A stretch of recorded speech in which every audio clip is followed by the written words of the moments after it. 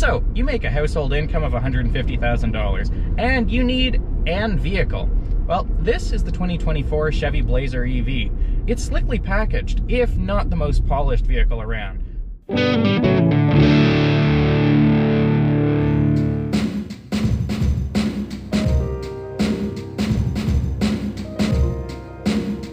So then, a new Chevy Blazer in addition to the relatively new Chevy Blazer that's already on sale. We already have a Blazer at home, you say? Well, this is the Blazer EV. It is a distinct platform and an entirely distinct vehicle. The Blazer EV rides a longer wheelbase, but is overall actually a more compact vehicle.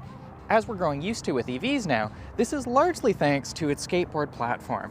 That Ultium platform has been off to a rather impressive start thus far, and thanks to its scalability, it's also accommodating quite a few variations in performance and range. You see, the 2024 Blazer EV lands in 3 trims: LT, RS, and the soon-to-come SS models.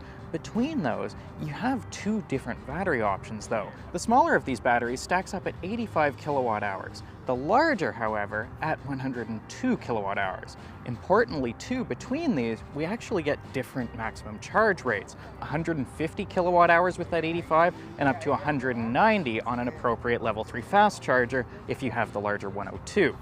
It gets more complicated too, depending on whether you take the standard all-wheel drive or option simple 2-wheel drive to get more range out of that same charge. According to GM's numbers, those range figures are pretty far apart too. 449 kilometers for all-wheel drive or 515 if you spec rear wheel. Those 60 kilometers are an average commute's difference. Therein lies a decision between a full day's extra charge or the assurance of all-wheel drive in all weather conditions.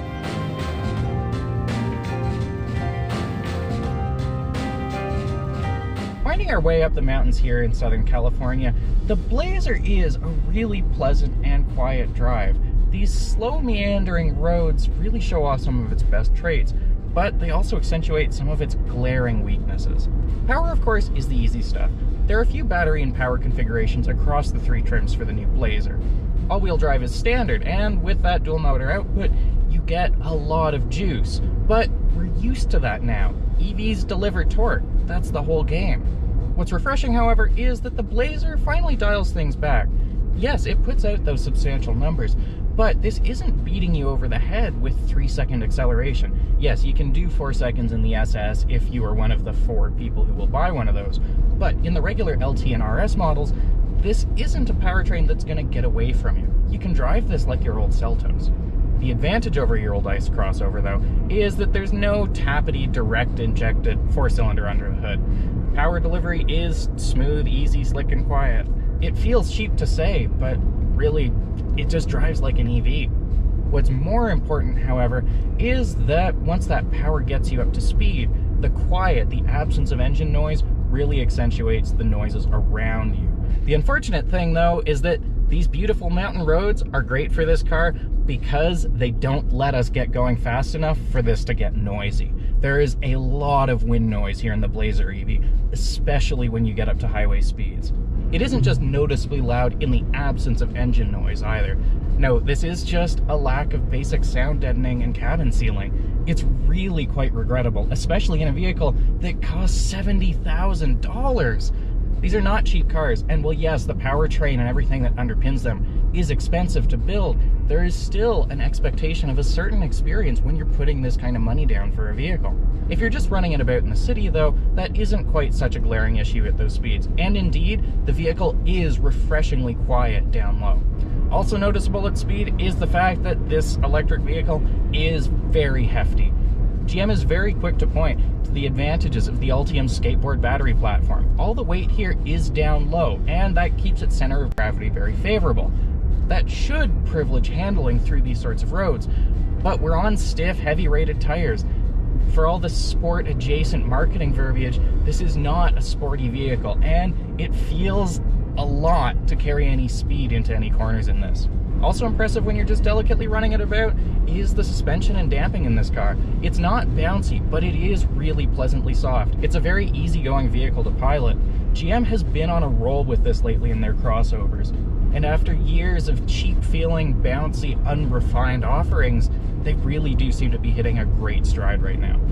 Taken for granted then that the rest of it just drives like you would expect of an EV offered in 2024, you're left to focus on the cabin. Now, GM has done a really nice job of this. This is a really cohesive, solid cabin design. Chevy is particularly excited to point to their screens as the largest in the segment, and it's really neat seeing these displays that extend all the way to the edges of their curved bezels. GM's continually iterated implementation of Android Automotive OS really shines here. Filling out the full curved bezel of this display here, we've got a really sharp and impressively responsive system. Of course, this comes with a very significant caveat. GM has decided that it's too good for Android Auto and Apple CarPlay, and a lot of us aren't pleased about it. To its credit, this is really well executed, and while many of us are currently resistant to GM's insistence that we'll see the light, that their system is ultimately better, they also like to tell us that luxury is the freedom of choice. Riding bound to this proprietary system is a red flag for me, and I don't quite trust GM's assurances that they will continue to improve and better the system over time through over-the-air updates. Yes, security fixes will come, but don't put too much weight in any of those promises. They still want you to buy a new one in 2027 after all. So where does all of this leave us? Well, $63,000 to $73,000 for this Blazer EV puts it toward premium territory, and that's tricky because Blazer is not a nameplate that many of us look to for that sort of experience. Despite all that cabin noise, yes, it does ride really nicely, but up at that price point, you're starting to get toward the Cadillac Lyriq, which this shares a platform and many of its interfaces with. While a Cadillac may not be your first thought for an immediate cross shop, that car ranges between $67,000 and $85,000. That's really close for what is, by all accounts, a much nicer car to be in. That car, as we've tested, has its own shortcomings, but by and large, thanks to its dual pane glass and a lot of other acoustic enhancements, affords a ride far more becoming of its price. We must acknowledge too that the Cadillac simply carries itself with a little bit more grace and dignity. Coherent as that cabin is, there is a lot of styling going on here, and depending on your tastes, perhaps too much. Were it my money and I was shopping an electric crossover, I'd probably turn toward the Ioniq 5. GM's Ultium platform shows a lot of promise, but the 400 volts here can't match the fast charging rates that you get from the 800 volts in those Ioniq models. More importantly, they just feel better built and they make better use of their interior space. There's a lot of promise here, and GM really is improving their game significantly, but I don't know if I love this thing quite yet. For Driving.ca, I'm El Alder. For more EV news, reviews, previews, tests, and all the rest, be sure to follow us online and check us out on socials.